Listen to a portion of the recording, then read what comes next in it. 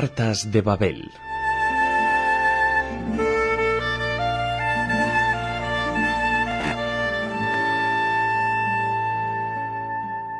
El mundo de ayer.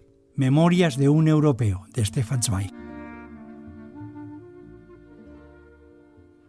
El mundo de ayer, Memorias de un europeo, de Stefan Zweig, es un libro sobre la vida, pero también sobre la pérdida.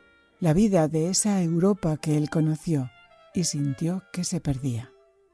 Un libro que nos hace reflexionar sobre las sombras que quizás también se proyectan actualmente sobre Europa y que amenazan la libertad y la seguridad. Stefan Zweig supo mirar al pasado para comprender el presente, lección interesante para aplicarla en cualquier momento en el que se viva. Editado después de su muerte, recopila las reflexiones de un ciudadano europeo sobre la inminente, según el autor, destrucción de Europa tras la Segunda Guerra Mundial. Lectura apasionante y obra capital de Stefan Zweig, quien supo ser consciente de cómo el nazismo iba creciendo y del peligro que entrañaba, mientras la propia Europa miraba hacia otro lado. Biógrafo, ensayista, poeta, novelista, dramaturgo, traductor, conferenciante, libretista de ópera, intelectual de primer orden, Stefan Zweig nació en la Viena del Imperio Austrohúngaro el 28 de noviembre de 1881. Criado en una familia judía, acomodada y asimilada, se doctoró en filosofía y literatura en la Universidad de Viena, antes de que prohibieran los estudios superiores a los judíos. Se le considera el escritor más traducido del mundo en la década de los años 30. Vivió las dos guerras mundiales, la primera como soldado y la segunda huyendo del nazismo alemán, en un periplo viajero por todo el mundo.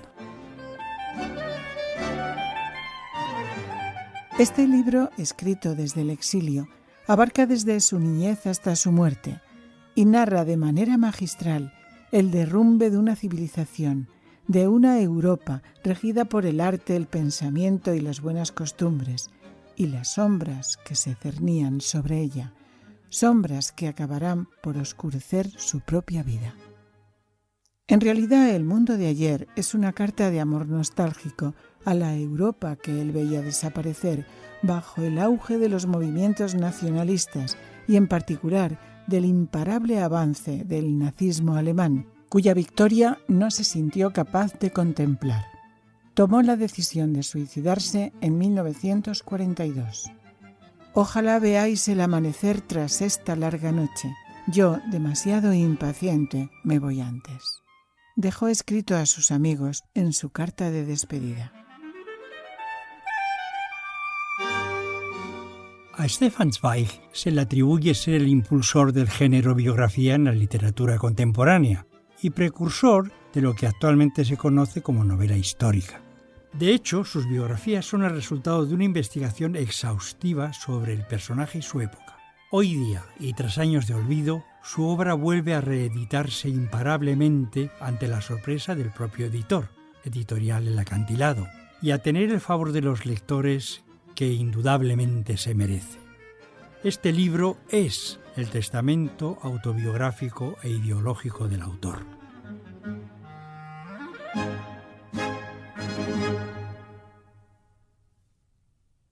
Por mi vida han galopado todos los corceles amarillentos del apocalipsis, la revolución y el hambre, la inflación y el terror, las epidemias y la inmigración. He visto nacer y expandirse ante mis propios ojos las grandes ideologías de masas, el fascismo en Italia, el nacionalsocialismo en Alemania, el bolchevismo en Rusia y, sobre todo, la peor de todas las pestes, el nacionalismo, que envenena la flor de nuestra cultura europea. Me he visto obligado a ser testigo indefenso e impotente de la inconcebible caída de la humanidad en una barbarie como no se había visto en tiempos y que esgrimía su dogma deliberado y pragmático de la antihumanidad. Después de siglos, nos estaban reservadas de nuevo guerras sin declaración de guerra, campos de concentración, torturas, saqueos indiscriminados y bombardeos de ciudades indefensas. Bestialidades que las últimas 50 generaciones no habían conocido y que ojalá no conozcan las futuras. Sin embargo, por una extraña paradoja, en el mismo lapso de tiempo en que nuestro mundo retrocedía un milenio en lo moral, también he visto a la misma humanidad elevarse hasta alturas insospechadas en lo que a la técnica y el intelecto se refiere, cuando de un aletazo ha superado todas las conquistas de millones de años. La del éter gracias al avión, la transmisión de la palabra terrenal por todo el planeta en un segundo, y con ella la conquista del universo, la desintegración del átomo, el triunfo sobre las enfermedades más pérfidas y la conversión en posibles de muchas cosas cotidianas que tan solo en la víspera eran imposibles.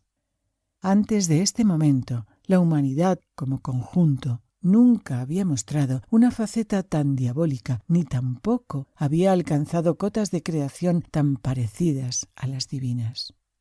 Considero un deber dar fe de esta vida nuestra, una vida tensa y dramáticamente llena de sorpresas, porque, repito, todo el mundo ha sido testigo de estas gigantescas transformaciones. Todo el mundo se ha visto obligado a convertirse en ese testigo.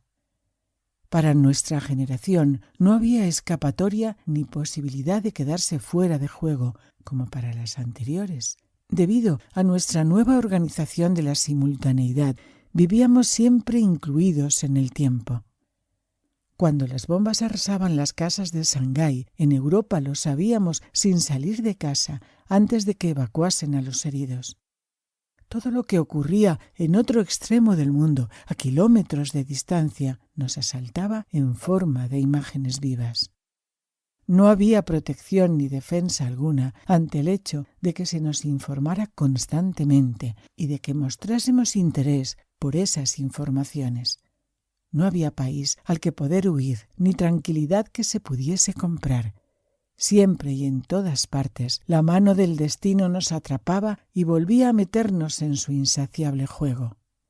Había que someterse sin cesar a las exigencias del Estado, entregarse como víctima a la política más estúpida, adaptarse a los cambios más fantásticos.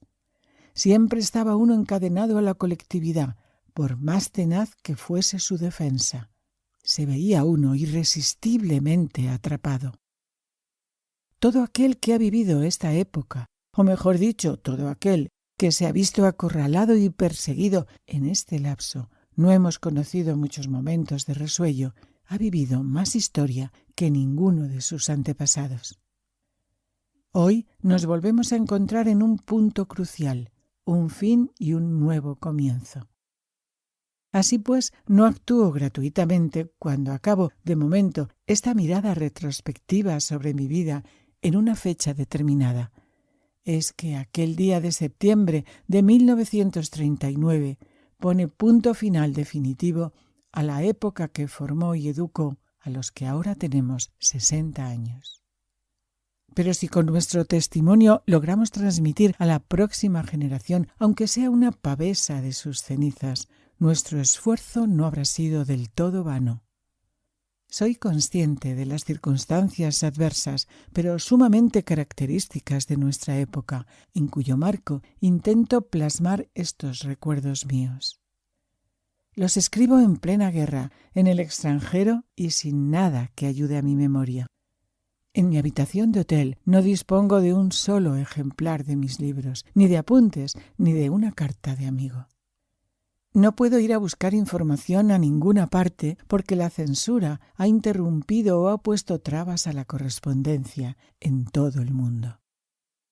Vivimos ahora tan aislados como hace siglos, cuando aún no se habían inventado los barcos de vapor, los trenes, los aviones y el correo. De modo que no guardo de mi pasado más que lo que llevo detrás de la frente. En estos momentos, todo lo demás me resulta inaccesible o incluso perdido. Pero nuestra generación ha aprendido a conciencia a no llorar las cosas perdidas y además, quién sabe si la falta de documentación y de detalles no acabará redundando en beneficio de este libro. Porque yo no considero a nuestra memoria como algo que retiene una cosa por mero azar y pierde otra por casualidad, sino como una fuerza que ordena a sabiendas y excluye con juicio. Todo lo que olvida el hombre de su vida, en realidad ya mucho antes había estado condenado al olvido por un instinto interior. Solo aquello que yo quiero conservar tiene derecho a ser conservado para los demás.